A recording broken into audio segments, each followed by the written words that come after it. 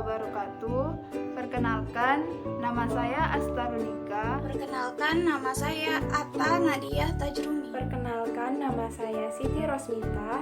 Kami dari kelompok 12, kelas PMT 5C, akan membahas tentang hambatan dalam pengelolaan kelas pada mata kuliah manajemen kelas dengan dosen pengampu Ibu Miftahir Rizqa MPD. Di sini ada beberapa pembahasan. Yang pertama, pengenalan masalah anak. Yang kedua, jenis-jenis masalah anak. Yang ketiga, pendekatan penanggulangan masalah anak. Yang pertama, pengenalan masalah anak. Guru perlu mengetahui penyebab dari masalah-masalah yang dihadapi anak, perilaku anak di kelas, di depan guru, teman-temannya, atau di depan orang lain yang disebabkan oleh pengalaman-pengalaman yang telah diperoleh anak, kondisi yang dihadapinya saat itu, dan dapat pula disebabkan oleh berbagai keinginannya. Masalah adalah harapan yang tidak sesuai dengan kenyataan. Menurut Prayitno 1991, ciri-ciri masalah terdiri dari: yang pertama, tidak disukai adanya; yang kedua, mengganggu terhadap diri sendiri dan orang lain; dan yang ketiga, bila masalah itu terjadi, maka akan berusaha untuk mencari jalan penyelesaiannya. Gangguan kelas dapat dilihat dari berbagai sudut. Yang pertama, menurut jumlah pelakunya, masalah dapat dikategorikan sebagai berikut, yaitu masalah individual dan masalah kelompok. Dan yang kedua, berdasarkan substansi masalahnya, dapat diklasifikasikan sebagai berikut, yaitu masalah disiplin kelas, masalah sosial kelas, masalah sosioemosional kelas, dan masalah fisikal kelas. Selanjutnya ada jenis-jenis masalah anak dalam pengolahan kelas. Nah, ada dua jenis masalah pengolahan kelas, yaitu yang bersifat perorangan, yang kedua yaitu yang bersifat kelompok. Nah, masalah pengolahan kelas tersebut yaitu: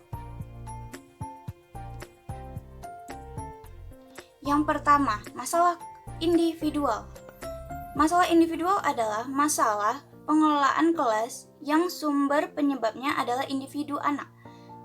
Terdapat 4 kategori masalah individual dalam kelas, yaitu: yang pertama, tingkah laku yang ingin mendapatkan perhatian orang lain; yang kedua, tingkah laku yang ingin menunjukkan kekuatan; yang ketiga, tingkah laku yang bertujuan menyakiti orang lain; yang keempat, peragaan ketidakmampuan.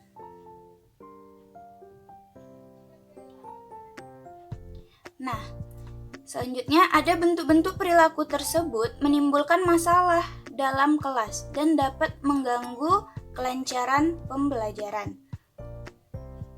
Yang pertama yaitu perilaku dalam kelas. Nah, masalah individual yang dapat dilihat sebagai wujud dari bentuk perilaku tersebut diantaranya: yang pertama itu anak tertawa lebih keras dibandingkan teman-temannya; yang kedua, anak suka bercanda dan sering menggoda teman sebelahnya; yang ketiga, anak pura-pura sakit, dan lain sebagainya. Yang kedua, terdapat pola perilaku anak yang bermasalah. Masalah-masalah yang muncul dapat dikategorikan kepada beberapa pola perilaku seperti berikut. Yang pertama yaitu attentional getting behavior.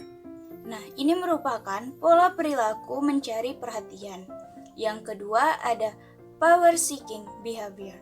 Nah, ini merupakan pola perilaku menunjukkan kekuasaan. Nah, yang ketiga ada revenge seeking behavior.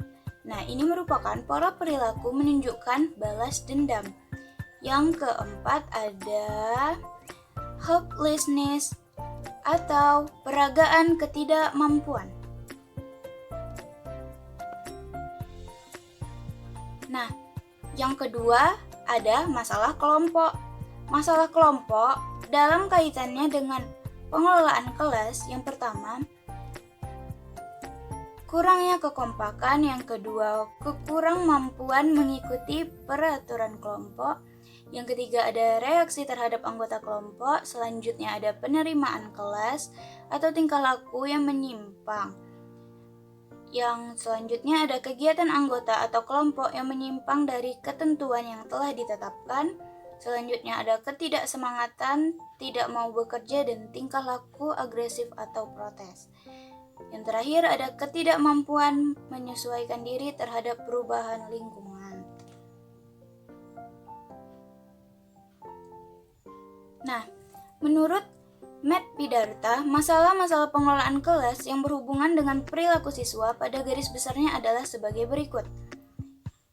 A. Kurang kesatuan dengan adanya kelompok-kelompok dan pertentangan jenis kelamin.